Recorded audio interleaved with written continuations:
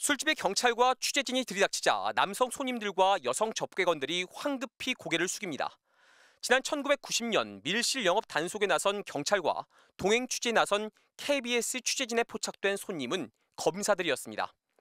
당시 검사들은 경찰 신분증부터 내놓으라고 요구하다 시비가 붙었는데 부산지검 김용원 검사도 일행 중 한 명이었습니다. 당시 김 검사는 이 사건으로 검찰총장에게 경고를 받았습니다. 하지만 김 검사는 2년 뒤 변호사로 개업해 책을 내면서 당시 상황을 괴한들이 쳐들어와 무비 카메라로 찍어대기 시작했다며 경찰과 취재진을 범죄자로 규정했습니다. 당시 김용원 검사가 현재 국가인권위원회 상임위원입니다. 김용원 인권위 상임위원은 지난 1999년엔 한일 어업협상이 실패했다며 당시 해수부 장관에게 65cm짜리 일본도를 보내며 할복을 권유하는 편지를 쓰기도 했습니다. 김용원 상임위원은 지난해 2월 인권위 후보추천위원회를 거쳐 대통령이 최종 임명했습니다. 추천위 측은 김 상임위원의 이 같은 이력을 살피지 못했다고 밝혔습니다. 후보 측 자조서 내용 바탕을 하고 전혀 얘기하지 않았고 돈이 산 것들만 써놨죠. 김용원 상임위원은 최근에도 인권위 회의를 방청하러 온 기자와 인권단체에 기레기가 쓰레기 기사를 쓴다, 인권 장사치가 회의 내용을 왜곡한다고 말해 논란을 일으켰습니다. 지난 3월엔 유엔에 제출한 보고서를 심의하면서 일본군 성노예제 문제를 다 알고 있는데 자꾸 꺼내서 얻고자 하는 게 무엇이냐고 발언해 여성단체의 비판이 쏟아졌습니다. 기본적인 윤리 태도 이런 게 없는 사람인데 과연 인권에 대해서 어떻게 얘기할 수 있을까 매우 우려된다는 생각이 들었고요.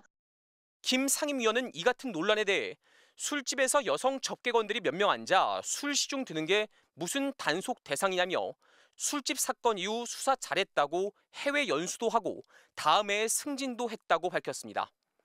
인권 장사치 발언 등 자질 논란에 대해서는 비단결 같은 소리, 위선적인 소리만 하는 게 인권위원으로서의 자질이냐고 되물었습니다.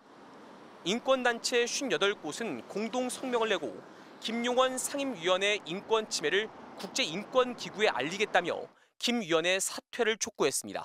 MBC 뉴스 이문현입니다. 막말 논란을 계속 일으키고 있는 김용원 국가인권위원회 상임위원이 언론과 인권단체 등을 상대로 또다시 혐오 발언을 쏟아냈습니다.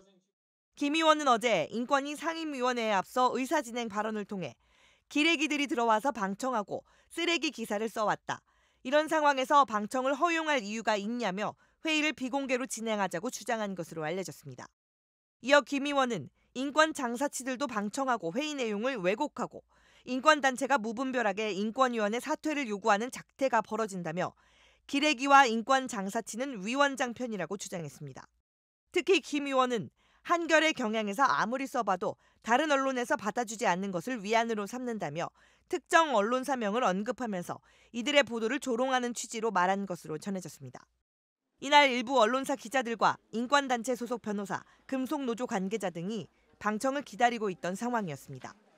김 의원의 발언이 끝나자 인권위 박지인 사무총장이 방청하는 사람들을 기레기라 하고 장사치라 해도 되느냐고 지적했는데 김 의원은 기레기는 모욕적 표현이 아니라고 대법원에서도 판결이 났다고 주장한 것으로 알려졌습니다.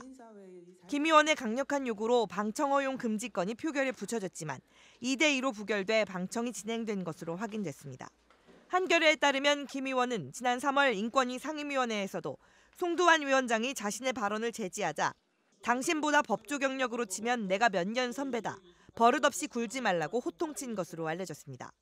또 같은 달 11일에는 반일 감정을 자극하는 일본군 성노예 타령을 언제까지 할 것이냐 같은 발언도 한 사실이 전해져 논란을 일으켰습니다. 한겨레는 인권위의 한 직원이 너무 심각한 발언이 많아 충격적이다. 인권위 직원이라는 게 창피할 지경이라고 말했다고 전했습니다. 지난해 8월 14일 군인권센터는 박정훈 해병대 수사단장이 인권 침해를 당했다는 진정을 국가인권위에 접수했습니다. 인권위 군인권보호국 조사관 6명이 조사한 결과 인권 침해라는 결론이 나왔습니다. 박 대령이 정당한 수사를 했다가 도리어 항명죄로 재판에 넘겨진 것은 박 대령이나 숨진 최상병 가족들에 대한 인권 침해라는 겁니다.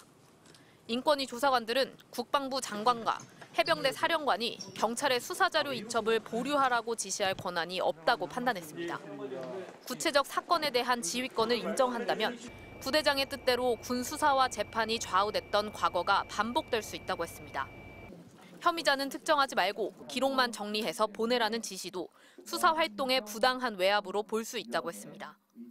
그런데 김용원 군 인권보호관은 이런 내용의 보고서가 나온 뒤인 지난 1월 인권위에 진정된 이 사건을 기각시켰습니다. 김 보호관은 이러한 주장을 묵살하며 막무가내로 의결 절차를 밀어붙여 수차에 걸쳐 반복해서 표결을 강행했으며 3명으로 구성된 인권위 소위에서 윤석열 대통령 추천 김용원 위원과 국민의힘 추천 한석훈 위원은 이 사건을 기각해야 한다고 했습니다. 민주당 추천 원민경 의원은 기각해선 안 된다는 반대 의견을 냈습니다. 만장일치가 안 됐으니 관례대로 위원 11명이 참여하는 전원위원회를 열어 결정하자고 했지만 김용원 위원이 기각을 강행했다는 겁니다.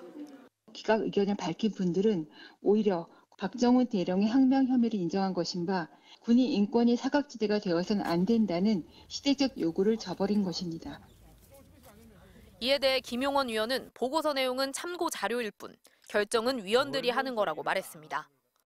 뭐 결정적으로 그게 따라야 되는 그런 것이 아니고 위원회의 심의 결과에 따라서 이제 그 인용이냐 기각하냐가 결정되는 거죠.